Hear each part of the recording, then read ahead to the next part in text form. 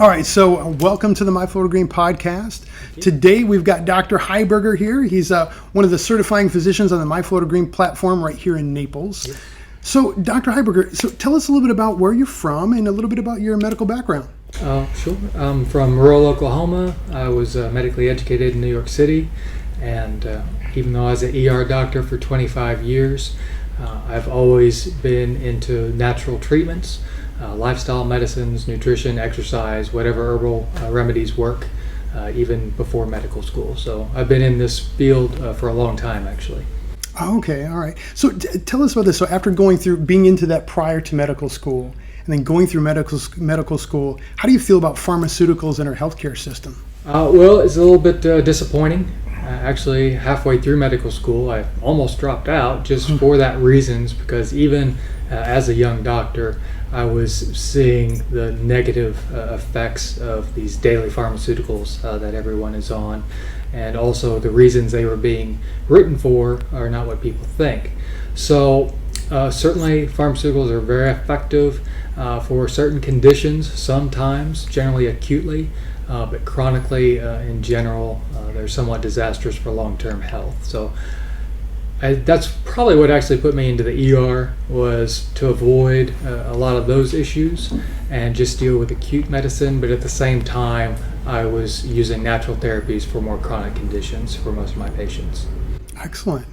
So after kind of coming into this space, how do you feel about plant-based alternative medicines in healthcare? Well, in general, once again from the very beginning, I was very much for it. But a lot of times it wasn't a whole lot better than placebo. It just didn't have the negative consequences. But I really felt big on nutrition and exercise. And then there were some natural remedies such as fish oil that were very legit and very effective.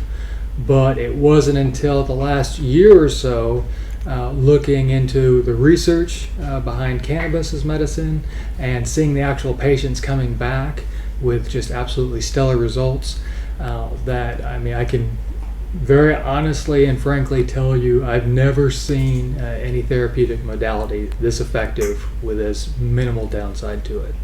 Wow.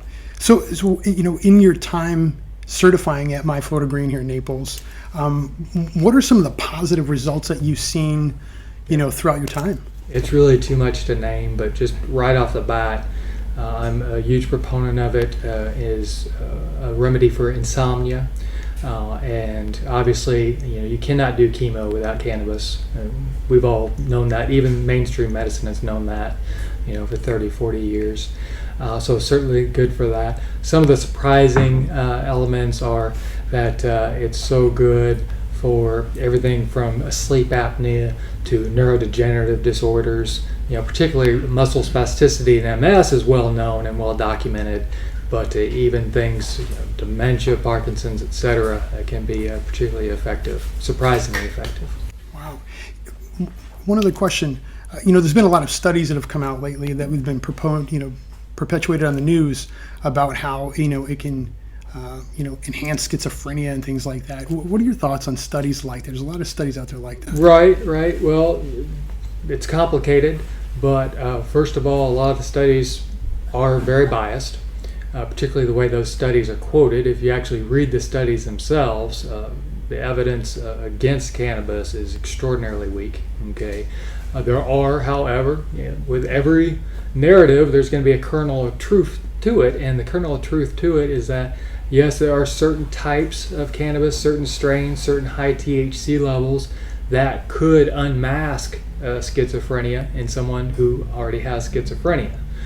So we do have to be very careful about that, okay, in those situations. There's less so, but there's also a situation with bipolar, but not nearly as important as with the schizophrenics. But we have to be extremely careful and use the right strain.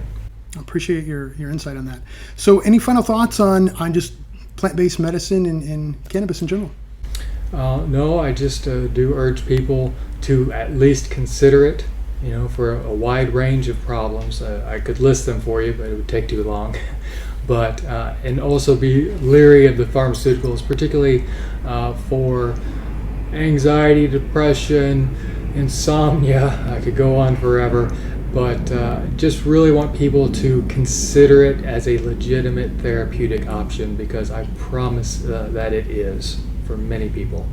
That's fantastic. Well, Doctor, thank you so much for your time today, and looking forward to talk to you again sometime in the future. All right, thank you so much.